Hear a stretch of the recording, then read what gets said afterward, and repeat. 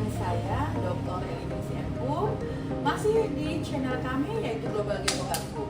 Kali ini kita akan masuk mulai dari pelatihan bahasa Jepang ya. Jadi nanti di dalam YouTube kami itu akan berseri ya, dari mulai pelatihan bahasa asing. Pertama bahasa Jepang, kemudian bahasa Inggris, kemudian nanti ada bahasa Korea, dan juga nanti ada bahasa Indonesia untuk penutur asing.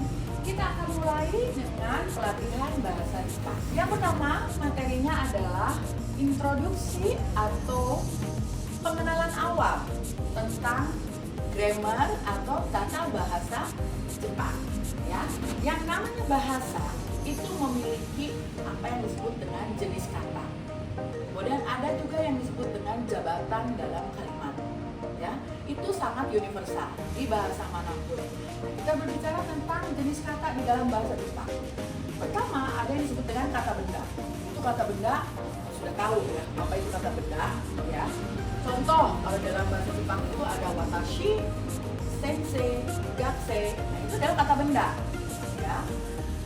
Kata kerja contohnya misalnya benkyou shimasu, yomimasu, yaraimasu. Itu adalah kata benda. Waraimasu itu tertawa, benkyou shimasu itu adalah belajar, ya. Yomimasu itu membaca. Nah, kemudian ada yang disebut dengan kata sifat.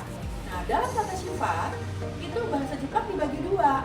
Ada yang disebut dengan kata sifat 1 dan kata sifat 2. Ya, kata sifat 1 itu berakhiran i dan kata sifat 2 itu berakhiran na. Contoh, ya kata sifat 1 misalnya akai itu merah.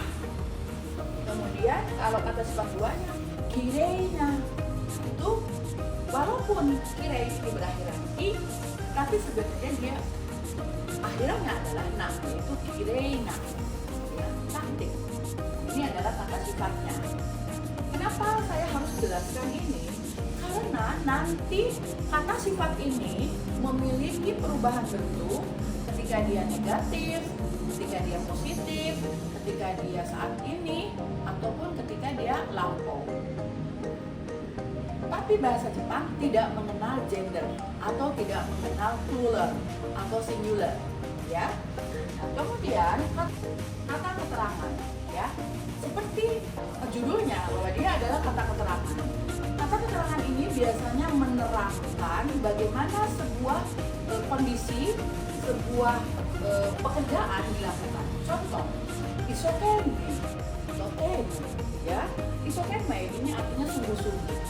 Contoh, siswa isokenmei nihongo benkyou shimasu. Biasanya itu di sini memakai preposisi isokenmei ni nihongo benkyou shimasu. Ya, jadi di situ ada yang namanya kata keterangan. Kemudian contohnya yang menggunakan totemo. Kiwa totemo atsui ne. Nah, totemo ini artinya sangat. Jadi untuk menjelaskan, untuk menerangkan kata keadaan berikutnya. Jadi totemo atsui itu sangat panas.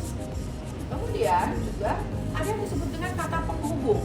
Nah, kata penghubung berfungsi untuk menyambungkan antara frase dengan frase atau anak kalimat dengan anak kalimat atau kalimat dengan kalimat. Contohnya misalnya sore dewa, sore demo. Ya, kalau sore dewa itu artinya kalau begitu, jadi setelah bla bla bla bla, ya anata wa ne nihongo ga jujur desu ne. Sore dewa, ya kore kara nanno gengo benkyou shimasu ka? Jadi saya mengatakan kamu sekarang bahasa Jepangnya udah bagus ya. Sekarang kamu akan belajar bahasa asing apa lagi? Begitu juga dengan sore demo. Sore demo akan tetapi ya. Kono hon wa kekko takai desu. Sore demo chotto ne ima no watashi ga motte iru okane wa kore o kattara chotto tarinai ne. Jadi sore demo itu mengangkatkan sesuatu yang berlawanan, ya. Nah, kemudian partikel. Nah, ini mungkin agak berbeda dengan bahasa yang sudah kita kuasai, bahasa Indonesia, di mana dalam bahasa Jepang itu kata, setiap kata itu akan ada partikelnya ya, yang dimana partikel ini sangat berperan besar untuk ya mengubah makna dari masing-masing kata di dalam sebuah kalimat itu ditentukan oleh partikel yang menyertainya. Contoh partikel dalam bahasa Jepang itu ada yang namanya wa, mo, de, ni, hara, made, to, mo, ga, ta. Ya. Misalnya watashi wa, wa-nya itu nggak bisa diganti di partikel ini ditaruh di depan. Jadi ada aturannya, itu namanya tata bahasa, bahwa partikel yang menyertai kata benda itu bisa wa, bisa mo, bisa ga, tergantung dari apa yang akan diutarakan dalam kalimat tersebut. Kemudian o. Nah, kalau o ini udah jelas, ini adalah untuk objek.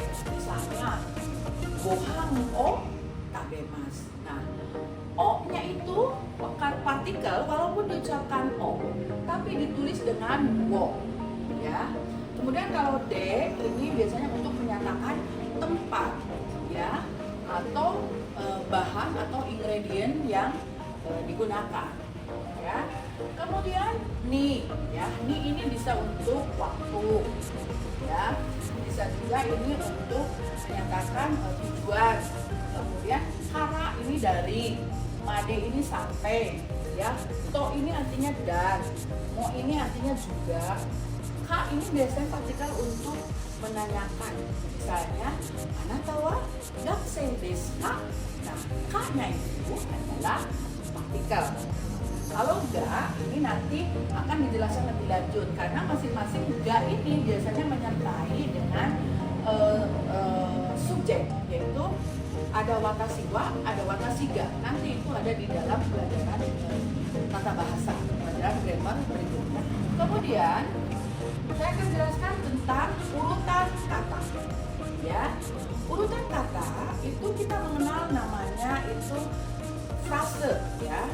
Kalau misalnya kita sebuah frase atau kelompok kata satu atau lebih, ya, mungkin yang kita kenal dalam bahasa Indonesia itu hukumnya itu adalah diterangkan menerangkan. Misalnya, ya, buku merah. Jadi buku dulu ini yang diterangkan, kemudian merah yang menerangkan, yaitu DN kalau dalam bahasa Indonesia. Tapi dalam bahasa Jepang itu akai hong, ya, akai ini kata yang menerangkan dan hong adalah kata yang diterangkan. Akai hong ini artinya buku merah,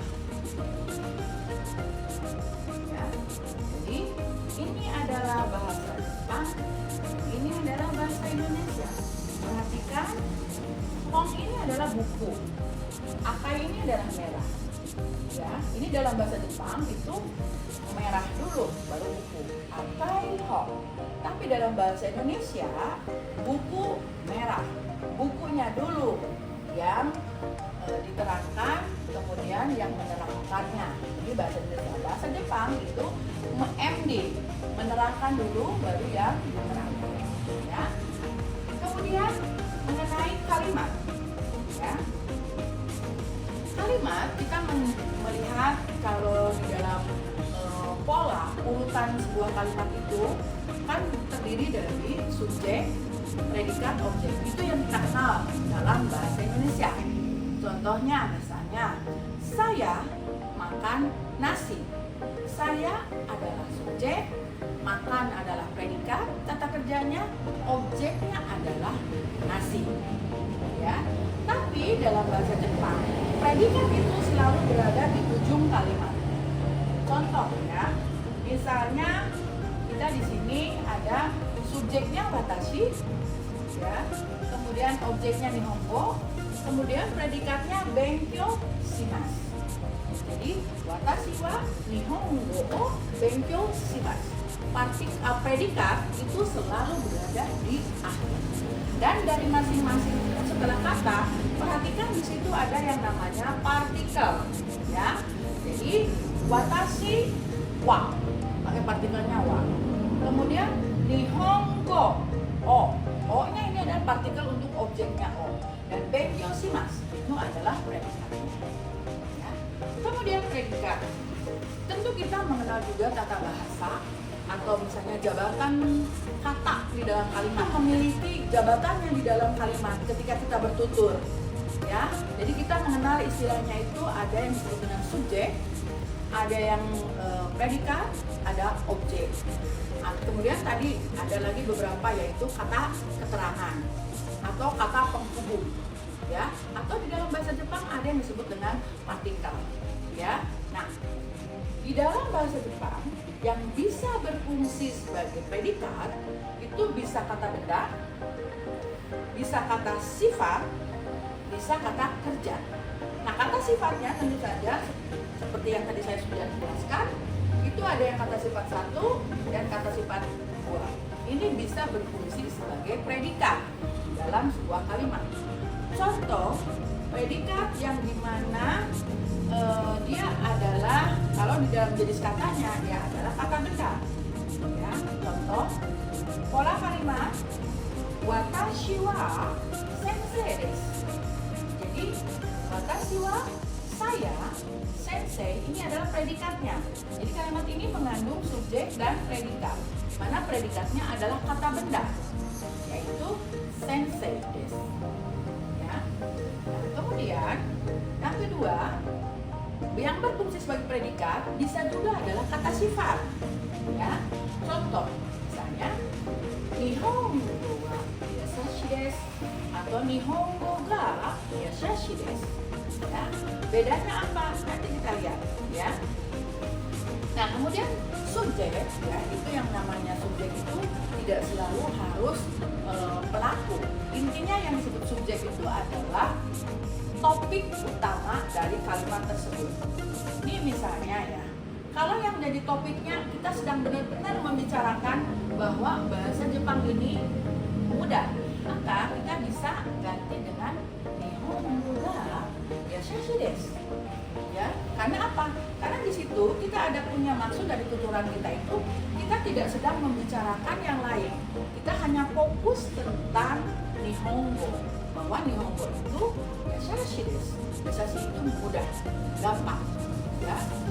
Kemudian, nah itu jadi setiap partikel itu akan berpengaruh kepada makna yang terkandung di dalam sebuah kalimat, yang terkandung di dalam ujaran seseorang, ya. Nah, kemudian yang berikutnya adalah predikat itu bisa berupa kata kerja, ya, dalam jenis katanya. Contoh, ya, watashi wa nihongo o benkyou shimasu. Watashi wa nihongo o benkyou shimasu. Watashi wa ini adalah subjek, nihongo o ini adalah objek, dan predikatnya adalah benkyou shimasu. Ya, benkyou shimasu itu meneliti. Ya, saya sedang meneliti bahasa Jepang. Ya, jadi benkyou shimasu ini adalah kata kerja di mana dia sedang berperan sebagai predikat. Kemudian sifat lain dari bahasa Jepang, ya. Di sini saya sedang menjelaskan semua tentang sifat-sifat khusus yang harus Anda ketahui terkait dengan bahasa Jepang. Predikat. Di dalam bahasa Jepang kita mengenal predikat itu, baik itu yang predikatnya kata benda, predikatnya kata sifat, predikatnya kata kerja, mengenal bentuk yang namanya bentuk negatif, positif, kemudian mengenal bentuk lampau dan bentuk tidak lampau atau bentuk sekarang, ya. Ini nanti akan dijelaskan lebih lanjut lagi, lebih dalam lagi nanti kalau sudah masuk materi. Ini kan baru introduksi, ya. Ini baru pengenalan. Ya. Watashi wa gakusei dewa arimasen. Ini negatif, ya. Watashi wa sensei desu. Saya bukan guru. Jadi dewa arimasen ini adalah negatif, ya. Jadi untuk menyatakan kalau tadi positifnya watashi wa sensei desu. Kemudian negatifnya adalah dewa arimasen. Kemudian partikel, ya. Posisi partikel itu selalu di belakang kata. Contoh watashi wa, ya. Nihongo wa o itu adalah partikel. Nah, kemudian benkyou shimasu itu predikat di ujung kalimat. Di ujung kalimat kecuali kalimat tanya atau misalnya kalimat itu bersambung lagi, lanjut lagi, maka tidak boleh ada partikel, ya. Yang ada adalah nanti ada kata penghubung. Nah, tadi saya katakan bahwa partikel itu yang di ujung atau di belakang kalimat itu hanya untuk menyatakan kalimat yang bertanya. Contoh, anata wa sensei desu ka? Anata wa sensei desu ka? Nah, ka ini adalah partikel yang dimana dia berfungsi untuk menyatakan bahwa kalimat itu adalah kalimat tanya. Berbeda dengan kalimat yang merupakan kalimat pernyataan biasa, yaitu watashi wa sensei desu, ya. Itu kalimat pernyataan biasa. Ada yang disebut dengan penghilangan, ya. Penghilangan di sini pertama adalah penghilangan huruf. Maksudnya penghilangan huruf di dalam bunyinya. Contoh, ya, di akhir sebuah kalimat yang menggunakan des, ya, desu ataupun masu, maka u-nya itu hilang, dilesatkan. Jadi kalau melihat des, maka harus diucapkan. Kalau desu itu harus des, kemudian kalau masu itu menjadi mas. Ya. Contoh misalnya gansei desu ditulisnya, tapi kita jawab bilangnya adalah gansei des. Kemudian yomimas kan ditulisnya yomimasu, tapi kita bacanya adalah